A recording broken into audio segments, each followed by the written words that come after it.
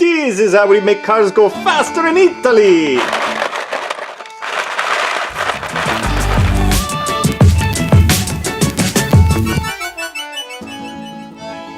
Hey everybody, just want to give you a update on the Maserati project that wasn't supposed to be a project but is slowly turning into a project. But it's a good project, I'm enjoying it a lot. It's a lot of cosmetic, a lot of mechanical, and just general maintenance, kind of getting her back up to speed here. So on the exterior, did a video on the paint refinishing and how to flatten that out and get a shine back.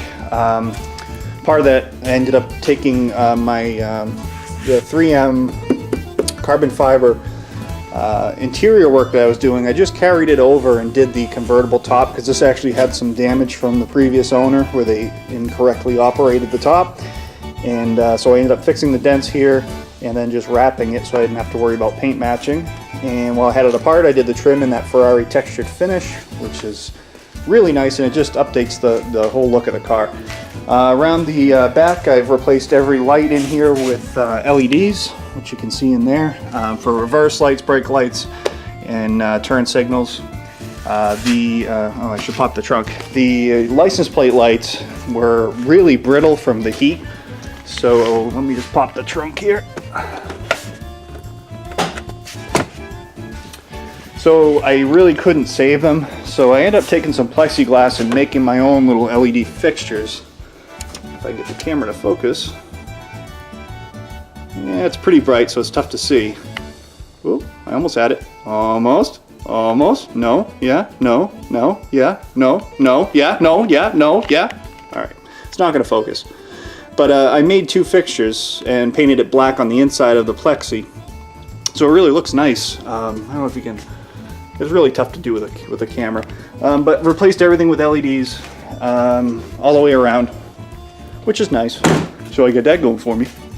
And what else? Interior wise, did a ton of work. Obviously replaced the whole audio system, and there are some videos on how to do that. That was quite the project. The carbon fiber trim I carried over into the doors, as well as you'll see it on the door handle pulls. I've got it down on the center console. This is that fiberglass piece. I ended up wrapping that in carbon fiber. That has my USB ports for the touchscreen, so you can load your music or charge your phone or whatever. I wrapped the handle for the e-brake in the carbon fiber as well.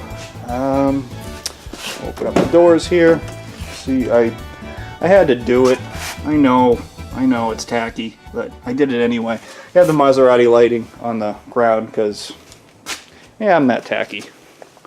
LEDs in here, those have been replaced. I've got the torque program loaded up, and I also got a badge to cover up the stereo's name brand, so it really looks like kind of like a factory touchscreen in here. Let me bring the brightness up on this. Oh, because I got my lights on, it dimmed it down. So I got the Torque Pro. This is the normal screen, just gives you a whole bunch of engine data. And then if I want to do pull with the car, I've got my quarter-mile time, eighth-mile time, 0 to 60, and GPS speedometer all ready to go for a drag, which is pretty cool. And probably the biggest pain in the butt, let me just shut off the car. The biggest pain was installing this. I was able to fully remove the factory alarm system and put in this Prestige. This is a two-way alarm, and I had these on my 67 Mustang. I really like them because the two-way gives you peace of mind. So this car, you know, convertibles, when I park them, I go to a restaurant or whatever, I don't like to put the top back up. It's just a pain. I like to leave the top down, but you worry about it if you're not within eyesight. With these two-way alarms, this thing will page me and tell me, and it'll show me exactly where, if somebody's messing with a car or reaching into it or gets bumped or whatever. So you can leave the top down, and this actually has, I forget what it's called, some sort of radio frequency sensors built into the A-pillars of the car, and it will sense if any movement, anything interferes or gets into the inside of the car without actually even having to touch it. So it gives me crazy peace of mind. It's going to page me within 3,000 feet, and you can get these things pretty cheap. I think I only paid like $130 for the alarm.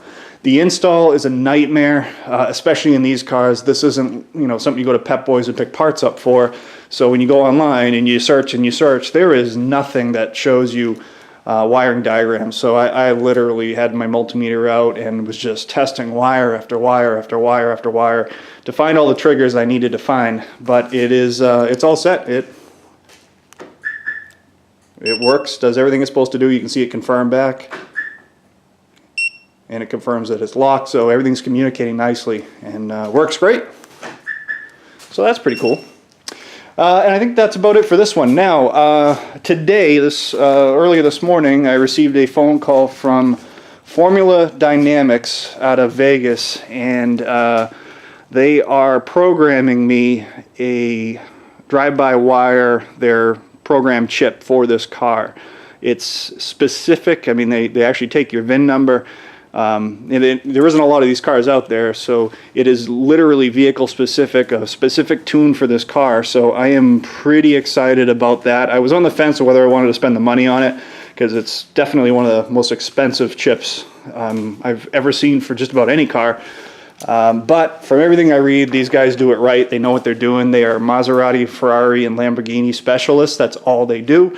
So I am really excited to see what this program chip can do, not only from an engine standpoint, but what it does on the transmission end, on that Formula One style transmission, to speed those shifts up. I guess it really makes it drive like a whole different car. So I think one of my next videos is going to be the install of that. It's a pretty in-depth surgery from what I understand, and I'll shoot a video on installing that, and you can bet I will let you know my opinion on what it does performance-wise and if it's worth the money that they charge. So I think that's about it for this video. Ooh, this is a one-take video. That never happens, I think.